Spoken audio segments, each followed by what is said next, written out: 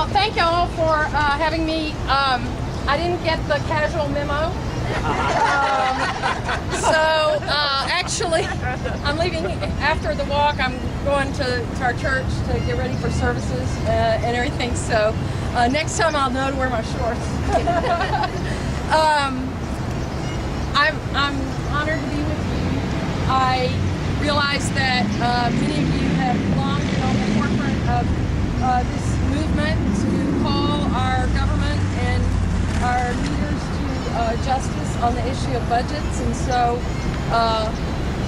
I have to tell you, in 1992, I was sitting in a seminary classroom at Perkins in my systematic theology class, and Professor John Deschner was teaching, and we were at the end of the second semester of this, so we were finished. It was about this time of year, and someone said, well, what do you think are the main things facing the church? And he said, there are three things that the church is going to have to deal with in the next decade.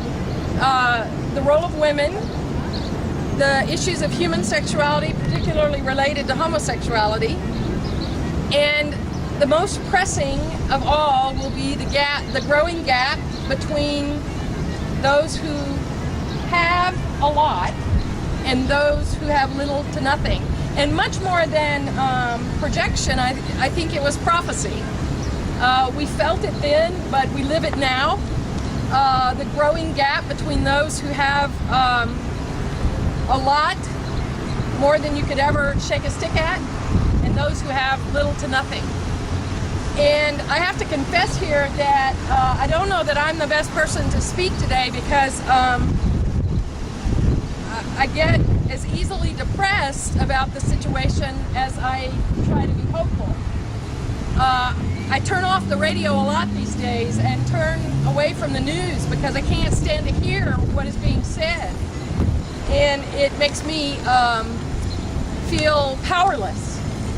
And I think a lot of our country right now feels powerless in the face of all of this. And that's why I think this is important today. And I don't really have, I don't think, any true answers about what to do. Too often I feel like the very, very wealthy and powerful have control over everything.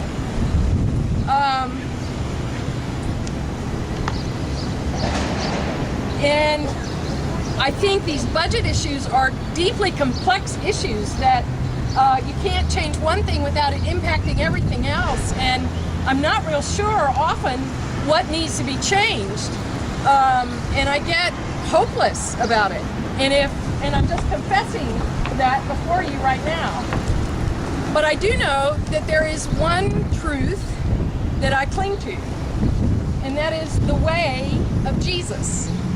And the early church called it the way because it was a way of living, and it was a way of being. And I believe that is the way for me and for many people. And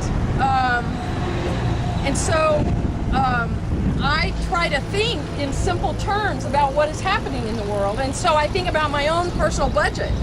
And you have to have income in order to spend, right? And if you have income and you spend more than your income, you're in debt. And that's what we're facing right now. And that seems simple, and it is simple, but it's complex in ways we can't even imagine. And that leads us to the conversation about, well, what are we going to cut in order to have enough income to pay for the things that we have? And what happens is we have so much power leaning on the side of those who have a lot and on the side of military spending. And what I'm clear about is that was not Jesus' way. I'm really clear that Jesus stood on the side of the oppressed, the poor, and the marginalized. That is so absolutely clear. And if we're going to be in the way of Jesus, if we're going to live in the way of Jesus, we're going to have to stand there too. And we're going to have to speak to that.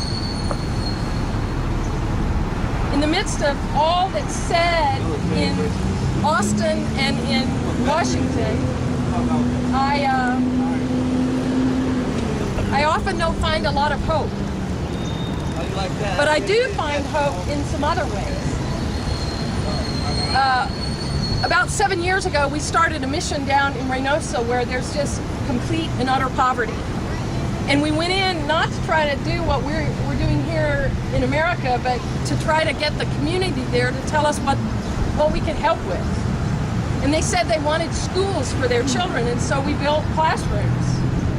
And with that community involvement, they have now started feeding their children. You know, we've helped them get a program to feed their children lunch every day and that kind of thing. But here's the real thing for me, and that is that we're a predominantly LGBT, gay, lesbian congregation, but we partnered in Reynosa with an evangelical church. Now, there's a miracle in that. Amen. And what has happened is we're feeding hungry children, and we're giving them a place where they can learn, and they can grow and be healthy and safe. And we're doing that with evangelical Christians. And they have discovered that we're not the enemy. That this one issue of feeding hungry children and making a safe place for them has joined us together. And that's where my hope is, that our situation is so dire that we will have to partner and realize that we can't any longer demonize individuals and groups and political parties, but we're going to have to work together. And so I guess my appeal today would be to say, and I'm preaching to the choir here. Oh man, am I preaching to the choir? But is to say that to keep on. I think it's so easy to turn it all off and to check out and to get depressed. But it is all of us standing here who have the ability to have the hope. And so we need to keep speaking to people. And we need to keep standing for what is right, even in the face of the worst circumstances, because that's what Jesus did. He stood against the powers and principalities of his day. And of course they killed him for it. And death and destruction may come out of all of this for us too. But the hope of Easter, of course, is that God does God's best work creating out of chaos, and God does God's best work in a graveyard. And that we have to continue to speak to that hope. And so you give me hope by being here today. You remind me that to speak to the hope of budgets, and that they are moral documents, and that they need to reflect our care of the marginalized and the poor and the oppressed. And I invite you to continue to preach and